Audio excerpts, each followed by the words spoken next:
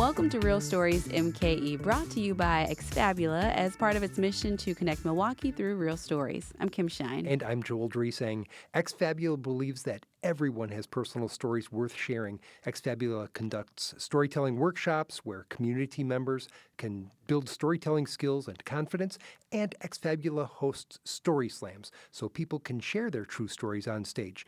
Today, we're bringing you 4 of those amazing stories. That is right. And this season of Real Stories MKE is presented by Christine Simchich and Jim McNulty. Thank you. And the theme for this episode is seniors. To be senior in anything means that you've lived and you've learned and you survived. And hopefully you'll have some good stories to share from along the way. In this episode, we're showing some respect to our elders and we're listening to the wisdom that only comes with time. So, Joel, our first story comes from Barbara Lee. Barbara told this tale in January of 2025 at an Exfabula Story Slam with the theme of found family.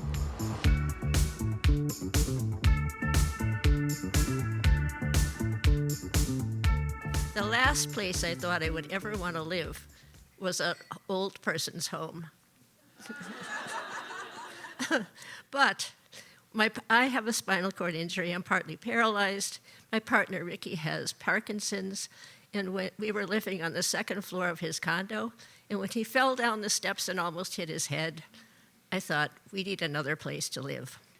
So we started looking around. I'd always lived downtown. I love downtown. So we started this neighborhood. And we found this place that had huge windows and balconies. And I thought, that has possibilities, but it's a retirement home. I don't know. So we thought, well, we'll just check it out. So we made an appointment. We came in the door, and it happened to be happy hour. And 5 different people knew me and said, Barbara, you have to come live with us. This is not what I expected. And gradually, we decided that, yes, we would try this out. We found a place in the corner that had ginormous windows and light all the time. Light is what I crave. And we found out that the people in this building are so activist, and they actually managed to develop their own programs. And so I was like, could I do a monthly story sharing a la Exfabula? So it's been a wonderful thing because once a month, people share their life stories about their themes that kind of like this last time we kind of morphed off of Exfabula, and it was unexpected connections instead of non-connections, which turned out to be really wonderful. Well, I never knew quite how much my new family meant to me until this last Saturday. And I'm used to going to rallies, I used to always, I'm part of a theater company. We used to do big parades. I wanted to do this rally. It was going to be for freedoms, all of our freedoms. So I set out on my scooter. I thought I was bundled up. And we got to City Hall, and I kept looking at the little barometer that was on my scooter, and it kept going into the red. And I'm like, I don't think this looks good. And then my hands are really cold, and I didn't think my fingers were going to last. And so a woman from a choir, I joined the choir at the Unitarian Church, made a lot of friends there. So she gave me some mittens. And then I was like, I don't know, that's not quite it. And then somebody else came up to me and said, Barbara, are you okay? And I was like, well, my scooter doesn't seem to like the cold. My scooter's not okay. And so she said, well, we'll have to get you a car. And so I'm like, yeah, that would be a good idea. So lo and behold, she scouts the crowd. She finds a man from our choir who has a car, just happens to have a car nearby, and he brings his car over. We disengage my scooter. He scoots it up to the car. I managed to get in, and then he and another friend managed to heft my scooter into the back of his car and take me home. And on my way home, I'm realizing I don't have the fob for my getting into St. Rita's.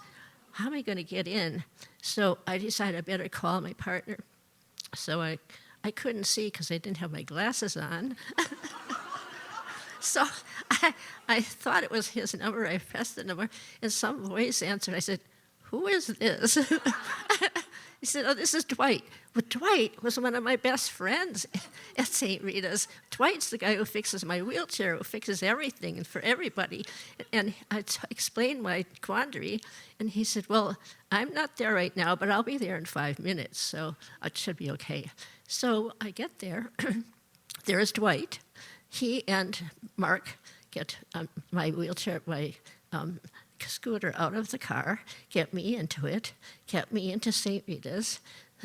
Dwight pushes my scooter all the way up to my apartment, and I am realizing I am here with my found family. Thank you.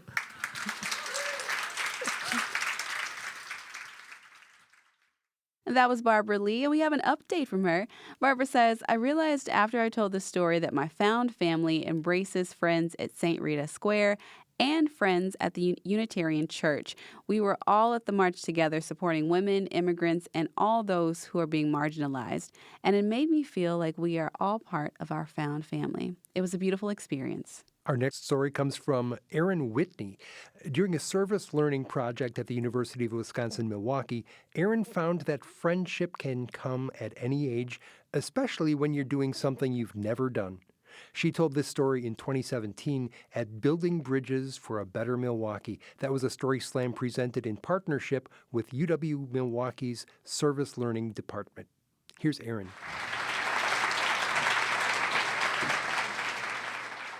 Hi, so I'm Erin Whitney. I'm about to graduate with community arts, and I am living currently in a senior living community, High Point, as a student artist in residence. So in exchange for workshops and creative opportunities, I am given housing and a very expanded social circle. So one of the women that I've met in this social circle that's much expanded, she is a writer, a poet, a really creative person, an extremely witty woman with like some of the best pieces of advice I've ever heard, such as it's fun to play and try new things because there's a good chance you probably haven't done it before. So Enid and I had a play that I had to go to for school, and I needed a date. So I called Enid, of course, and we decided on Sunday at 1:20 to meet up so that we could go to Collectivo beforehand so we can get coffee, biscotti, the whole thing that you do before a play. When we got to Collectivo, I found out she hadn't been into a coffee shop in like 10 years, and I was just bewildered with this. And we sat down at the big, long shared table that Collectivo has, and right away, before even like the first sip happened, Enid leans over to our neighbor table girl on the right. She's like, "What you doing?" And right off the bat, this girl was like a little startled, like, my architecture project. And within moments, we had like 6 people taking off their headphones, shutting their screens, and like this conversation and communication was happening naturally how it's supposed to. And it was just so exciting. We were late for the play. That's okay. That's okay. It was a great performance, but during intermission, when the lights came on, Enid did the same thing. And eventually it was, "Well, isn't that character ridiculous?" And again, everyone around us is like, "Yeah, talking about the play and these things that probably wouldn't have happened before." At the end of the play, I introduced Enid to my instructor for my class, and they talked a little bit. They're both writers. They're both interested in theater. We got in the car later, and he has nice eyes. Oh, yeah, Enid. Sure. But so I wanted to do more with Enid. I was like having this moment of like, should we go grocery shopping? Like, I'm not ready to go back to High Point right now. And eventually we decided to go to Black Cat Alley. It's just like a little mural alley on the east side of Milwaukee. And we decided to walk down it, and we're looking at all this art, and she's giving me this commentary, and I'm experiencing this art in a different way that I probably haven't seen it before with my friends. And we're seeing all these people taking like selfies and these couples together. And I'm like, "Enid, would you like to take some photos in front of the murals?" And she's like, "Oh yeah, sure." We took 2 photos before she was like, "Well, now we have to take one together." I'm like, "Okay, Enid, sure." And I get ready to take a photo in front of one of the murals, and she's like, "No, let's make ours different." She points over to the dumpsters on the right side. She's like, "Let's take ours in front of the dumpsters that are like blocking the alley." I'm like, "Yes, Enid, that would be fantastic." So I have a photo of Enid and I two goons in front of a dumpster. And it is one of my favorite photos because it's the whole day all together, and it's a funny photo, first of all, but it means a lot to me. But I guess the whole of this story is that these relationships that are built when you get yourself into the community and you build these little bridges that may help you cross like differences like age or like cultural backgrounds, you can meet people like Enid. So that's Enid. Yeah.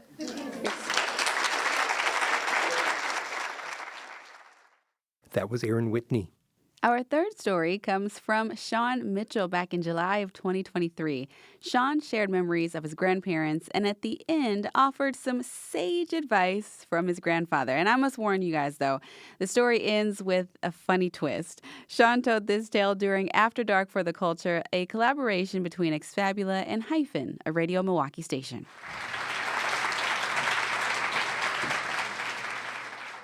You know, for me, my pawpaw was my hero. He still is my hero. And for those of you not familiar with African American culture, pawpaw is my grandfather.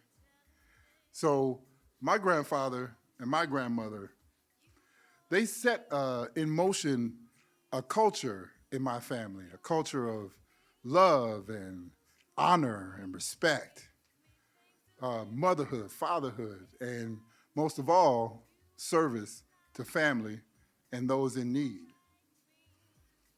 My grandfather was my hero most of all because after my father abandoned my mother, my sister, and I, he became that male energy that I needed to have around me at such a young age to grow into a proper man. My grandfather was really wonderful at being there and being in those spaces that I needed him to be in.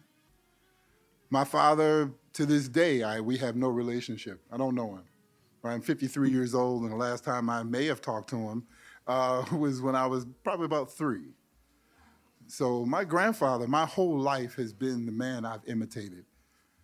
He was, he was in the Navy. He joined the Navy at 26, and he joined the Navy to care for his then 4 children. Him and my grandmother had married early. He was 18, she was 15. And they had lived a life, they had seen too much as young people, so they wanted to get together and live their life together. And they did that. They raised 8 children, 5 sons, 3 daughters, right? And he made time for me as his grandson, knowing that my father was not involved. My cousin as well was going through the same situation. Unfortunately for our culture at that time, deadbeat dads were everywhere. And it didn't matter what color you were. It was just, it seemed to be a time. But my grandfather stood in. He would take me to the zoo. And it was the first time I'd ever been to the zoo. It's a vivid memory of him walking me to every single cage, telling me about the animals, where they were from, and what they like to eat, and everything else.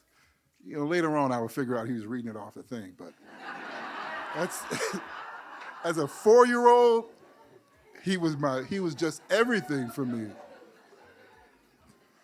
So fast forward, I'm 17, I joined the Navy because my grandfather's a Navy man.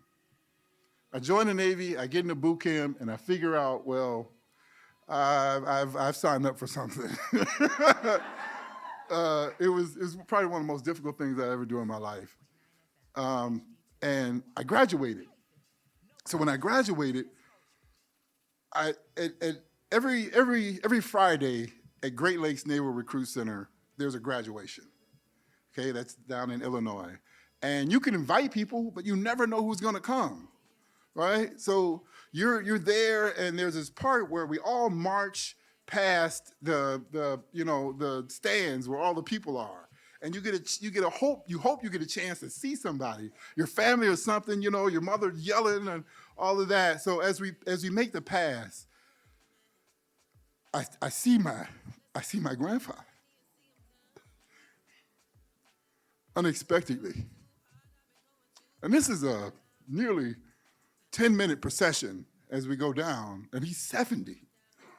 And he's standing at attention, and he's saluting the whole time.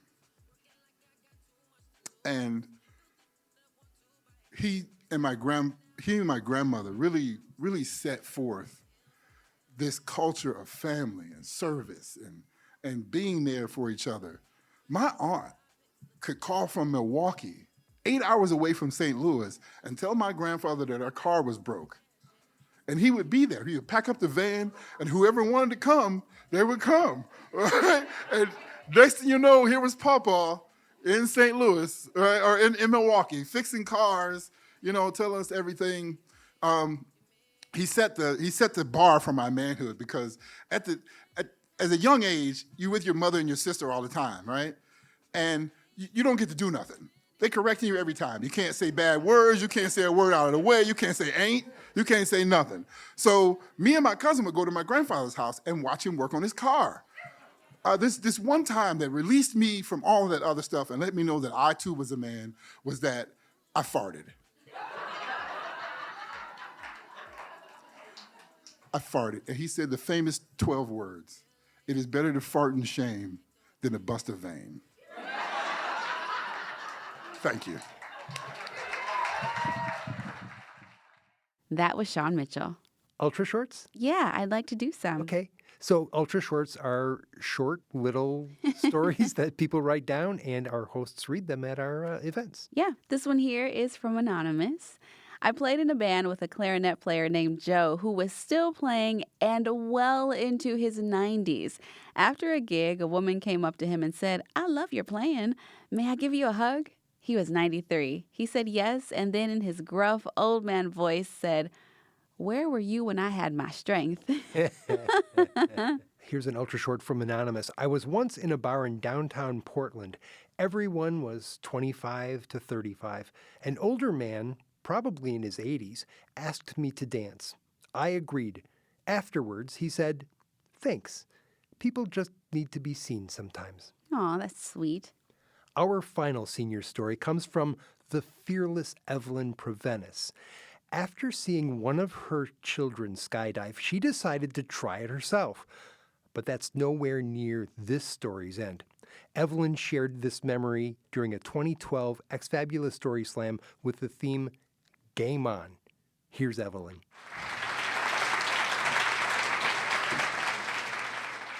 When does a dream begin? For me, it began 20 years ago when my son Tony told us that he was going to do a parachute jump. Would we like to go along? So, of course, we all followed him to Omro, to this tiny little airfield. He did his jump, and while we were there, I saw a larger chute coming down with 2 people on it, a tandem jump. That was very intriguing. Well, 12 years passed, and then the same son told us that he was going to do a tandem skydive with several of his friends. So, of course, we all followed him along to Omro again. And we saw him get ready, go up in this little plane. Now, in a tandem skydive, the plane goes up to 10,000 feet compared to 5,000 for a regular parachute jump. And after they exit the plane, there is a free fall for 5,000 feet, and then the chute opens. Well, we watched this little plane go higher and higher and higher in the sky. Barely see it up there on the clouds. And then for an instant, they cut the engine, and there's this little black speck coming down. And if you blink for a second, you lose sight of it.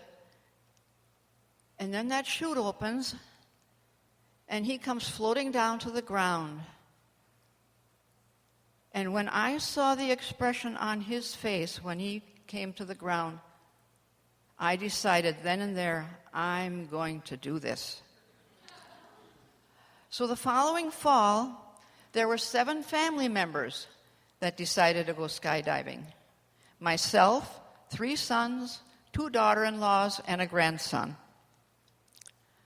The day dawned, but we didn't see the sun that morning. It was so foggy. As we drove to Omro, we could barely see the car ahead of us. And all the way there, we were wondering, will we be able to jump? Will we even arrive safely? Well, when we got there, they told us that the weather prediction was that it would clear by noon. But you know Wisconsin weather. Well, so we hung around and visited with the tandem masters and watched the Weather Channel on the television. Well, true to the forecast, it did clear by noon, and our jump was going to be a go. Well, we had already received instructions on what to do when we go up on the plane and what to do when we exit the plane. You have to arch your back, arms out, legs extended behind. So anyway, we get all suited up with a jumpsuit, and then they put the harness on you. First, you have to step in with one leg, then the other leg, then up over the shoulders, and they tighten up all these buckles and straps and tighten them up some more, and then they grab you by the shoulders on the harness and pull it up just to make sure that you're securely in the harness. They hand you a pair of goggles, and off you go to the plane. Now, the plane is just a little Cessna four-seater, and they've taken all the seats out except the pilot's seat. So you have to sit on the floor of the plane. The plane takes off, and you're trying to look out the window, but I could barely reach because I'm short.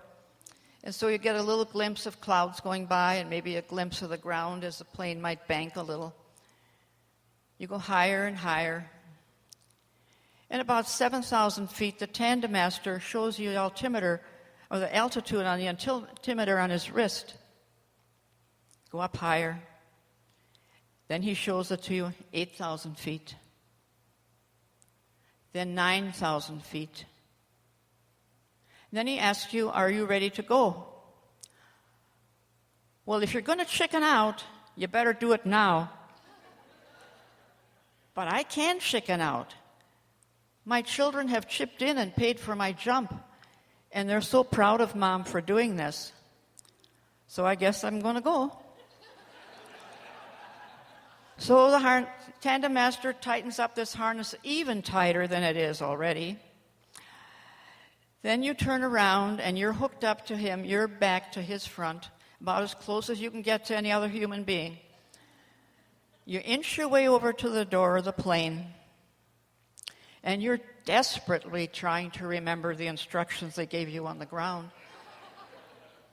Then they open the door, and that wind is roaring by, and you look down, and there is the ground. It is so far away, it's just a blur. It's almost meaningless. It doesn't mean anything to you. And as you inch closer to the door, instinctively you want to grab up and hold onto the side of that door. But no, you can't do that. You have to hold your harness right here. So the tandem master puts out his right foot on that little tiny platform out there. Then you put your right foot out, and it really is hard getting it out there because of the wind. And then your left foot. Okay, duck your head, and you tumble over, and for a brief second you see that plane above you. Turn over again. Arch your back, arch your back. Okay, I arched my back, got my feet up behind me. Then the tandem master tapped you on there. What? Oh, the arms. So here you are, hurtling through the air, 120 miles an hour, 5,000 feet, and you are yelling as loud as you can, but you can't hear it. You can only feel the vibrations in your head. And you think this jump, this 15 seconds, is going to go on forever. And then all of a sudden there's this jerk. And the chute opens. And in those brief seconds, you're going from utter terror to complete calm. And you look up, and there is that beautiful orange and red canopy above you, like an upside-down cradle, bringing you safely down to the earth. And now, look around. You've got this 360-degree view of this beautiful, wonderful world we live in. You look down, and there are the cornfields golden in the sunlight. And there's this road going by with the little tiny cars. And as you turn the chute, there's Lake Butamort and the Fox River, Lake Winnebago. Other tandem masters have told me that on a really clear day, you can see all the way to Lake Michigan or to Milwaukee. And here you are drifting down just like a bird on a thermal. Down, down, down we go. You wish it could last forever. But eventually, you come closer to the ground, and there's your family waving and yelling your name, taking your picture. And as you get closer and closer to the ground, you lift up your legs and you slide into the ground on the tandem master's lap. He unhooks you, you get up, and there's hugs and high fives all around. Excuse me. And then your family comes rushing over to take your picture. And I get such a feeling of exhilaration, such a high, nothing like you'd ever get with drugs or alcohol. And for me, that feeling lasts at least a week or even longer. All I have to do is go outside and look up at the sky, and it all comes rushing back. Well, I jumped 6 more times after that.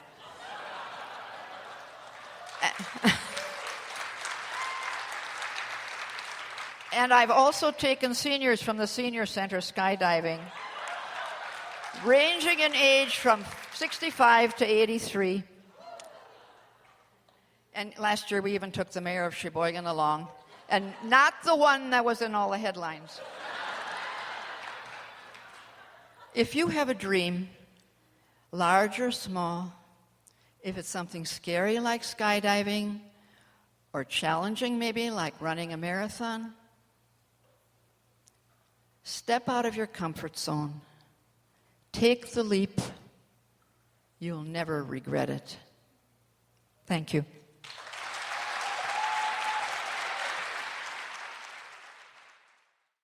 That was Evelyn Provenus. I really like the stories in this episode, and I feel inspired. Yes, they're I feel very inspired thrilling. to live till I'm 150 years old. It's great. One day at a time. I know. Well, that's all the time we have for this episode of Real Stories MKE, but Exfabula has more stories to share. It's been hosting Slam since 2009 and has audio and video stories at exfabula.org. And more stories are on their way. The Exfabula website lists upcoming storytelling workshops and story slams, so you can join in on the storytelling. You can also connect with Exfabula on Facebook, Instagram, and TikTok. And subscribe to Real Stories MKE wherever you find podcasts. So thanks to everyone who makes this program possible, including Exfabula staff, the storytellers, our producer, Jordan Terry, and our fabulous audio engineer, Sam Woods. And thanks as well to the many funders of Exfabula programs, including the Myhagen Foundation, the Bert L. and Patricia Steig-Letter Charitable Trust, and Exfabula members. For Real Stories MKE, I'm Joel Dresang. And I am Kim Shine. Remember, everybody has stories worth sharing, so please consider telling yours.